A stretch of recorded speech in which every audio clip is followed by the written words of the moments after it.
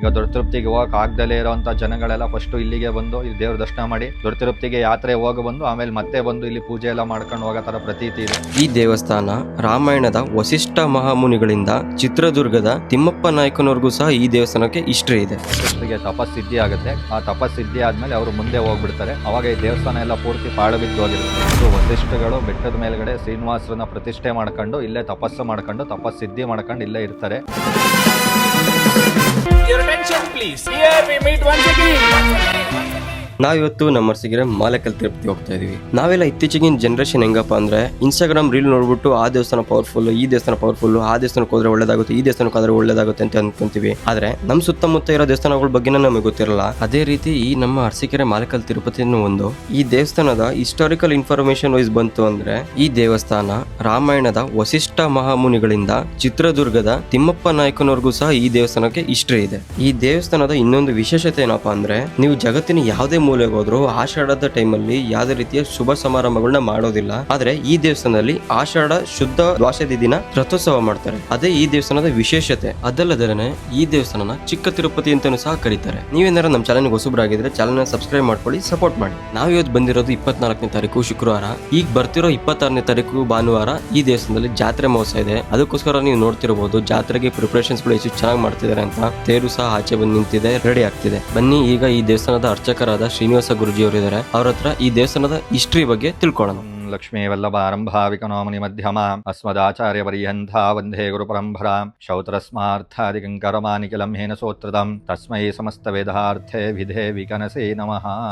ಇದು ಮಾಲೇಕಲ್ ತಿರುಪತಿ ಶ್ರೀ ಲಕ್ಷ್ಮೀ ವೆಂಕಟರಮಣ ಸ್ವಾಮಿ ದೇವಾಲಯ. ಇದು ಅರಸೀಕೆರೆ ತಾಲೂಕು, ಹಾಸನ ಜಿಲ್ಲೆ. ಇದು ಒಳಗಡೆ ಮಲಗಿರೋದು ಗೋವಿಂದರಾಜ ಸ್ವಾಮಿ ಉತ್ಸವಮೂರ್ತಿ. ಶ್ರೀನಿವಾಸರು ಪದ್ಮಾವತಿ ಶ್ರೀದೇವಿ ಭೂದೇವಿ ಇರುವುದು. ಬೆಟ್ಟದ ಮೇಲ್ಗಡೆ ನಿಂತಿರೋದು ಶ್ರೀನಿವಾಸರು ಪದ್ಮಾವತಿ ಬೆಟ್ಟದ ಮೇಲ್ಗಡೆ ಇರೋದು. ಇದು ದೊಡ್ಡ ತಿರುಪತಿ ತರನೇ ಇದು ಸೇಮ್. ಬೆಟ್ಟದ ಮೇಲೆ ನಿಂತಿರೋ ಶ್ರೀನಿವಾಸರು ಪದ್ಮಾವತಿ, ಕೆಳಗಡೆ ಗೋವಿಂದರಾಜ ಸ್ವಾಮಿ ಮಹಾಲಕ್ಷ್ಮಿ ಇರೋದು. ಇದು ತಿಮ್ಮಪ್ಪ ನಾಯಕ, ಚಿತ್ರದುರ್ಗದ ಪಾಳೆಗಾರ ತಿಮ್ಮಪ್ಪ ನಾಯಕ ಅಂತ. ಅವ್ರ ಕಾಲದಲ್ಲಿ ದೇವಸ್ಥಾನ ಎಲ್ಲ ಕಟ್ಟಿ ಜೀರ್ಣೋದ್ಧಾರ ಮಾಡಿರೋದು. ಇದು ವಸಿಷ್ಠಗಳು ಬೆಟ್ಟದ ಮೇಲ್ಗಡೆ ಶ್ರೀನಿವಾಸರನ್ನ ಪ್ರತಿಷ್ಠೆ ಮಾಡ್ಕೊಂಡು ಇಲ್ಲೇ ತಪಸ್ಸು ಮಾಡ್ಕೊಂಡು ತಪಸ್ಸಿದ್ಧಿ ಮಾಡ್ಕೊಂಡು ಇಲ್ಲೇ ಇರ್ತಾರೆ. ಅವರಿಗೆ ಆಷಾಢ ಶುದ್ಧ ದ್ವಾದಶಿ ದಿನ ವಸಿಷ್ಠರಿಗೆ ತಪಸ್ಸಿದ್ಧಿ ಆಗುತ್ತೆ. ಆ ತಪಸ್ಸಿದ್ಧಿ ಆದ್ಮೇಲೆ ಅವರು ಮುಂದೆ ಹೋಗ್ಬಿಡ್ತಾರೆ. ಅವಾಗ ಈ ದೇವಸ್ಥಾನ ಎಲ್ಲ ಪೂರ್ತಿ ಪಾಳು ಬಿದ್ದು ಹೋಗಿರುತ್ತೆ. ಅವಾಗ ಇಲ್ಲಿ ಚಿತ್ರದುರ್ಗದ ಪಾಳೆಗಾರ ತಿಮ್ಮಪ್ಪ ನಾಯಕ ಅಂತ ನಾವು ಪ್ರತಿ ವರ್ಷ ದೊಡ್ಡ ತಿರುಪತಿಗೆ ಪಾದ ಸೇವೆ ನಡ್ಕೊಂಡೋಗಿ ನಡ್ಕೊಂಡು ಬರ್ತಾ ಇರ್ತಾನೆ. ಅವ್ನಿಗೊಂದು ವರ್ಷ ಹೋಗೋದಿಕ್ ಆಗೋದಿಲ್ಲ, ಅವನ ಮನಸ್ಸಲ್ಲಿ ಅದೇ ಕೊರಗಿರುತ್ತೆ. ಅವಾಗ ದೇವರು ಬಂದು ಅವನ ಕನ್ಸಲ್ಲಿ ಹೇಳುತ್ತೆ, ನೀನು ಅಲ್ಲಿಗೆ ಹೋಗ್ಬೇಕಾದಿಲ್ಲ, ನನ್ನ ವಿಗ್ರಹಗಳೆಲ್ಲ ಇಲ್ಲೇ ಇದೆ, ಇಲ್ಲೇ ದೇವಸ್ಥಾನ ಎಲ್ಲ ಕಟ್ಟಿ ಜೀರ್ಣೋದ್ಧಾರ ಮಾಡುವಂತ ದೇವರು ಅವನ ಕನ್ಸಲ್ಲಿ ಹೇಳುತ್ತೆ. ಅವ್ನ ಮಾರನೇ ದಿನ ಬಂದು ಈ ಬೆಟ್ಟದಲ್ಲಿ ನೋಡಿದಾಗ ಎಲ್ಲಿ ತುಳಸಿ ಮಾಲೆ ಹಾಕೊಂಡು ಹೋಗಿರ್ತಾರೋ ಆ ಮಾಲೆ ಅನುಸರಿಸಿ ಮೆಟ್ಲು ಎಲ್ಲ ಕಟ್ಟಿ ದೇವಸ್ಥಾನ ಎಲ್ಲ ಕಟ್ಟಿ ಜೀರ್ಣೋದ್ಧಾರ ಮಾಡ್ತಾರೆ. ಆ ಮಾಲೆ ಅನುಸರಿಸಿ ಮೆಟ್ಲು ಎಲ್ಲ ಕಟ್ಟಿರೋದಕ್ಕೆ ಈ ಊರಿಗೆ ಮಾಲೇಕಲ್ಲು ತಿರುಪತಿ ಅಂತ ಹೆಸರು. ಇದು ಕೆಳಗಡೆ ಇರೋದು ಗೋವಿಂದರಾಜ ಸ್ವಾಮಿ. ಇದು ವಸಿಷ್ಠ ಮಹರ್ಷಿಗಳು ತಪಸ್ಸು ಮಾಡಿದ್ರಿಂದ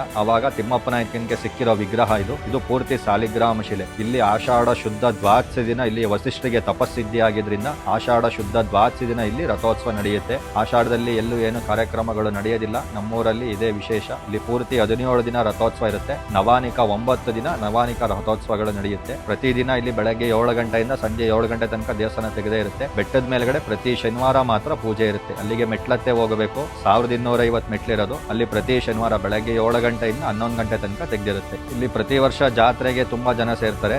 ಜನ ಅಂದ್ರೆ ನಿಮಗೆ ಹಾಸನ ಡಿಸ್ಟಿಕ್ ಅಲ್ಲಿ ಇರೋ ತುಂಬಾ ಜನಗಳು ಯಾತ್ರಾರ್ಥಿಗಳು. ಈಗ ದೊಡ್ಡ ತಿರುಪತಿಗೆ ಹೋಗಕ್ ಆಗ್ದಲೇ ಇರೋಂಥ ಜನಗಳೆಲ್ಲ ಫಸ್ಟ್ ಇಲ್ಲಿಗೆ ಬಂದು ಇಲ್ಲಿ ದೇವ್ರ ದರ್ಶನ ಮಾಡಿ ದೊಡ್ಡ ತಿರುಪತಿಗೆ ಯಾತ್ರೆ ಹೋಗ ಬಂದು ಆಮೇಲೆ ಮತ್ತೆ ಬಂದು ಇಲ್ಲಿ ಪೂಜೆ ಎಲ್ಲ ಮಾಡ್ಕೊಂಡು ಹೋಗೋ ತರ ಪ್ರತೀತಿ ಇದೆ. ಇಲ್ಲಿ ಪ್ರತಿ ವರ್ಷ ಜಾತ್ರೆ ನಡೀಬೇಕಾದ್ರೆ ಹೊಸದಾಗಿ ಮದುವೆ ದಂಪತಿಗಳು ಬೆಟ್ಟ ಹತ್ತ ಪದ್ಧತಿ ಇದೆ. ಇಲ್ಲಿ ಸುಮಾರು ಏನಿಲ್ಲ ಅಂದ್ರೂ ಜಾತ್ರೆಗೆ 1-1.5 ಲಕ್ಷ ಜನ ಸೇರ್ತಾರೆ. ಇಲ್ಲಿನ ತುಂಬಾ ಜನ ನಂಬಿಕೆ ಇದೆ. ನಿಮ್ಗೆ ಏನಾದ್ರು ದೊಡ್ಡ ತಿರುಪತಿಗೆ ಹೋಗಕ್ ಆಗ್ತಿಲ್ಲ ಅಂದ್ರೆ ಭಕ್ತಿಯಿಂದ ಬಂದು ಈ ಗೋವಿಂದರಾಜ ಸ್ವಾಮಿ ದರ್ಶನ ಮಾಡಿದ್ರೆ ಸಾಕು. ನಿಮಗೆ ಆ ದೊಡ್ಡ ತಿರುಪತಿ ವೆಂಕಟರಮಣ ಸ್ವಾಮಿಯ ದರ್ಶನ ಮಾಡಿದಷ್ಟೇ ಪುಣ್ಯ ಸಿಗುತ್ತೆ ಅಂತ ಹೇಳ್ತಾರೆ.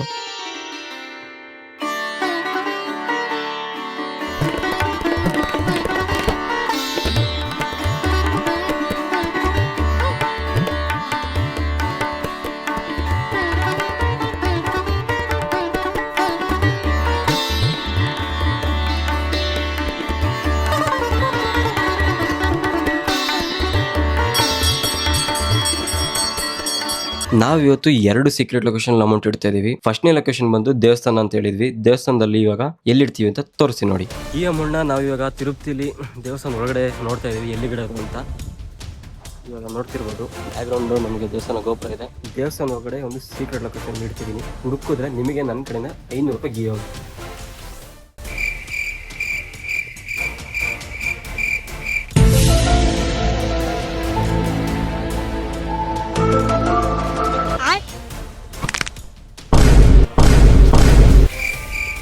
ಗುರು ಯಾರು ಸೀರಿಯಸ್ ಆಗಿ ತಗೋಬೇಡಿ. 2 ಲೊಕೇಶನಲ್ಲಿ 1 ಲೊಕೇಶನ್ ಮಾತ್ರ ಈ ಥರ ಇರೋದು. ಇನ್ನೊಂದು ಲೊಕೇಶನಲ್ಲಿ ನಿಮ್ಗೆ 100% ಅಮೌಂಟ್ ಸಿಗುತ್ತೆ. ಒಂದು ಅಮೌಂಟ್ ಮಿಸ್ ಆಗಿರ್ಬೋದು, ಒಂದು ಅಮೌಂಟ್ ಅಂತ ಸಿಗುತ್ತೆ. ಗುರು ನಾವು ಇವಾಗ 2ನೇ ಲೊಕೇಶನ್ ಹತ್ರ ಇದ್ದೀವಿ. ಈ ಲೊಕೇಶನಲ್ಲಿ ನಾವು ಈಗ ಫಸ್ಟ್ ಬೆಟ್ಟ ಹತ್ಬೇಕು. ಬೆಟ್ಟ ಹತ್ಬೇಕಾದ್ರೆ ನಮ್ಗೆ ಯಾವ್ದಾರು ಒಳ್ಳೆ ಸೀಕ್ರೆಟ್ ಲೊಕೇಶನ್ ಸಿಕ್ತು ಅಂದರೆ ಆ ಸೀಕ್ರೆಟ್ ಲೊಕೇಶನಲ್ಲಿ ಈ ಅಮೌಂಟ್ನ ಹೈಡ್ ಮಾಡ್ತೀವಿ. ಇನ್ನು ನಮ್ಮ ಅಕೌಂಟ್ನ ನೀವು ಯಾರು ಫಾಲೋ ಮಾಡಿಲ್ಲ ಅಂದರೆ ಫಾಲೋ ಮಾಡ್ಕೊಳ್ಳಿ. ನಂಗೆ ಗೊತ್ತು ನೀವು ಯಾರು ಫಾಲೋ ಮಾಡಲ್ಲ ಅಂತ, ಆದರೂ ಪರವಾಗಿಲ್ಲ ಫಾಲೋ ಮಾಡ್ಕೊಳ್ಳಿ. ನೋಡಿ ಫ್ರೆಂಡ್ಸ್, ನಾವಿವಾಗ ನಾಗರಕಲ್ ಹತ್ರ ಇದ್ದೀವಿ. ನಾವು ನಮ್ಮ ಸೆಕೆಂಡ್ ಲೊಕೇಶನ್ ಇಲ್ಲೇ ಇಲ್ಲೋ ಇಡೋಣ ಅಂತ ಅನ್ಕೊತಾ ಇದ್ದೀವಿ. ಒಂದು ಸೀಕ್ರೆಟ್ ಲೊಕೇಶನ್ ನೋಡ್ತಾ ಇದ್ದೀವಿ.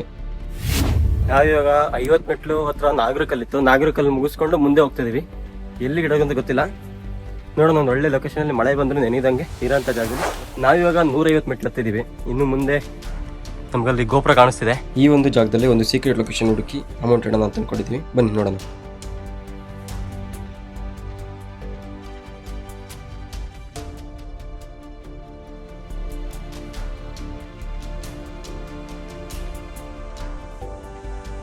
ನಾವಿವಾಗ 2ನೇ ಲೊಕೇಶನ್ ಇದ್ದೀವಿ. ಈ ಲೊಕೇಶನಲ್ಲಿ ನಾವಿವಾಗ ಈ 50 ರೂಪಾಯಿ ಇಡ್ತಾ ಇದ್ದೀವಿ.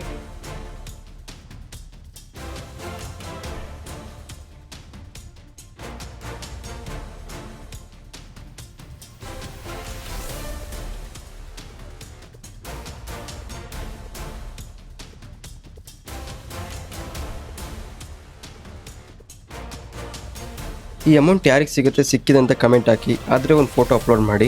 ವಿಡಿಯೋ ಇಷ್ಟ ಆಗಿದ್ರೆ ನಮ್ಮ ಚಾನಲ್ನ ಸಬ್ಸ್ಕ್ರೈಬ್ ಮಾಡ್ಕೊಳ್ಳಿ. ನೀವು ಮಾಡೋ ಒಂದು ಸಬ್ಸ್ಕ್ರೈಬ್ ನಮಗೆ ನೆಕ್ಸ್ಟ್ ವಿಡಿಯೋ ಮಾಡೋಕ್ಕೆ ಮೋಟಿವೇಶನ್ ಕೊಡುತ್ತೆ. ನೆಕ್ಸ್ಟ್ ಈ ಮನಿ ಆ್ಯಂಡ್ ಚಾನಲ್ನ ಯಾವ ಊರಲ್ಲಿ ಮಾಡಬೇಕು ಅಂತ ಕಮೆಂಟ್ ಮಾಡಿ. ನಾವು ನೆಕ್ಸ್ಟ್ ಆ ಊರಲ್ಲಿ ಬಂದು ಈ ವಿಡಿಯೋ ಮಾಡೋಕ್ಕೆ ಟ್ರೈ ಮಾಡ್ತೀವಿ. ಈ ವಿಡಿಯೋ ಇಲ್ಲಿಗೆ ಎಂಡ್ ಆಗ್ತಿದೆ. ಇದೇ ಥರ ಇನ್ನೊಂದು ವಿಡಿಯೋಯಿಂದ ನಿಮಗೆ ಸಿಗೋಣ ಅಂತ ಹೇಳ್ತಾ ಮತ್ತೆ ಭೇಟಿಯಾಗೋಣ. ನಮಸ್ಕಾರ.